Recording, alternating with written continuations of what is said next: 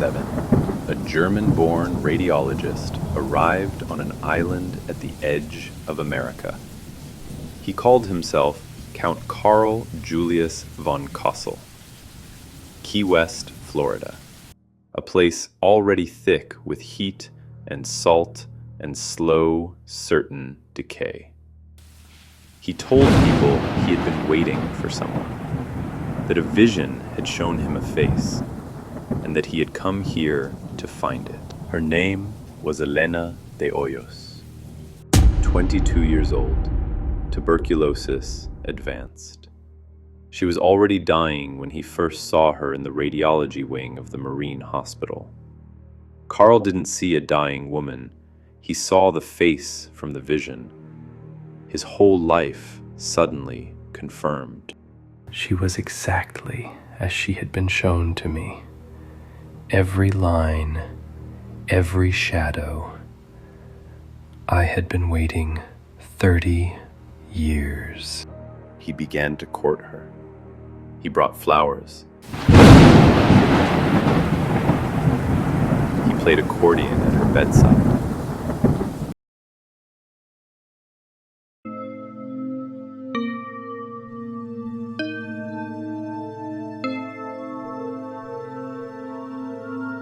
He gave her a gold medallion. He told Elena he would cure her. Elena thanked him politely. She had a husband. She had a life. What she did not have was the energy to refuse a man that persistent.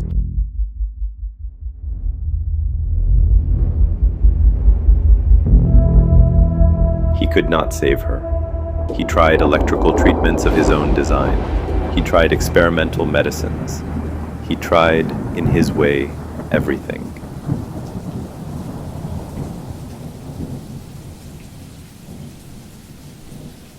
Elena declined through 1930 and into 1931.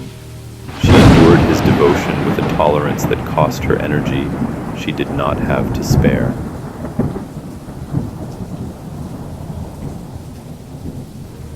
She died on October 25th, 1931.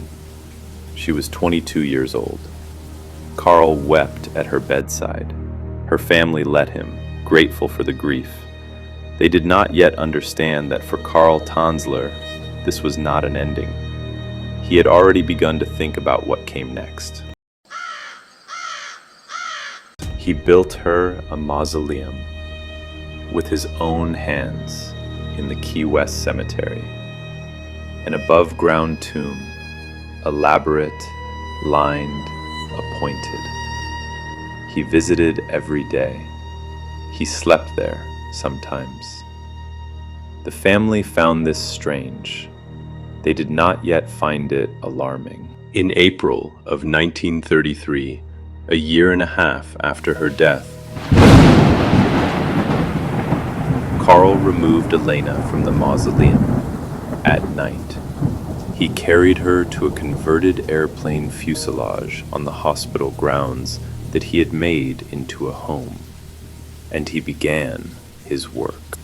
She needed me. Who else would have cared for her? Who else would have stayed?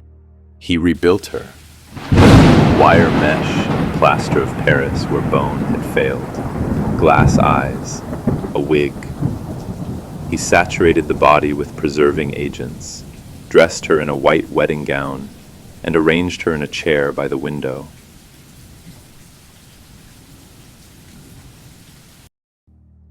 In whatever sense the word applied to Karl Tanzler, he was happy. He told neighbors he had a sick relative staying with him. Some of them believed him. He danced with Elena. He played accordion. He talked to her. He slept beside her. For 7 years, this was his life. The world moved. The depression deepened. War came to Europe. Karl aged. His hair whitened, his frame grew smaller, his hands grew more like bone than flesh. Elena did not change. She could not. In his mind, she never would. In October of 1940, Elena's sister Nana received a tip. She went to Carl's home. He tried to turn her away. She pushed past him. She found her sister.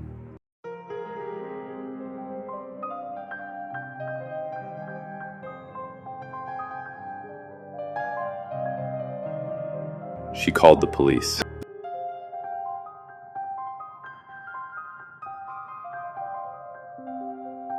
The story broke immediately.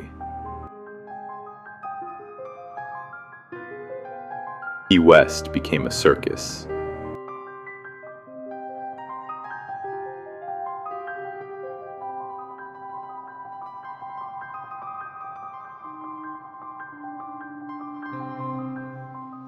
And then the sheriff, in an act of either incomprehension or indifference, allowed Elena's reconstructed body to be put on public display at the Lopez funeral home.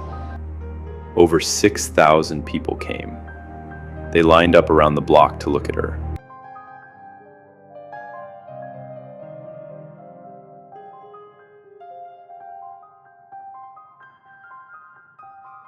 Carl Tanzler was charged with wantonly and maliciously destroying a grave. That was the charge. The statute of limitations had run on everything else.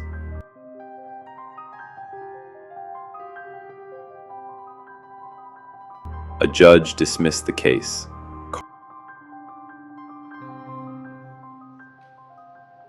Carl Tanzler walked free. The law could not name what he had done because it had never imagined it.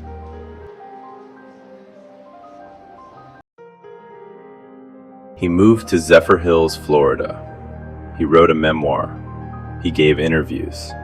He built an effigy of Elena from a death mask he had made years before. He died in 1952 in his home. The effigy was in the room next door. Elena de Hoyos was 22 years old when she died. She had no say in what happened afterward. Her name is remembered because of what was done to her. That is a different kind of haunting.